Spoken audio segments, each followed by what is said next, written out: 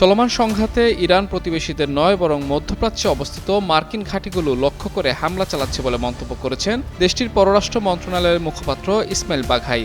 বৃহস্পতিবার এক সাক্ষাৎকারে বাঘাই বলেন, ইরান মার্কিন যুক্তরাষ্ট্র এবং ইসরায়েলি সরকারের অবৈধ আক্রমণের শিকার হয়েছে। তিনি বলেন, এই অঞ্চলে ইরানের সাম্প্রতিক পদক্ষেপগুলো শুধুমাত্র নিজেদের আত্মরক্ষার জন্য। ইরানের প্রতিবেশী দেশগুলোর সঙ্গে কোনো শত্রুতা বা বিদ্বেষ নেই এবং এই দেশগুলোতে আক্রমণ করার কোনো ইচ্ছাও নেই। বাঘাই জোর দিয়ে বলেন, ইরান এই অঞ্চলের অবৈধ মার্কিন ঘাঁটি লক্ষ্য করে আক্রমণ করছে এবং দেশটির সমস্ত প্রতিবেশী রাষ্ট্রের সার্বভৌমত্বকে সম্মান করে।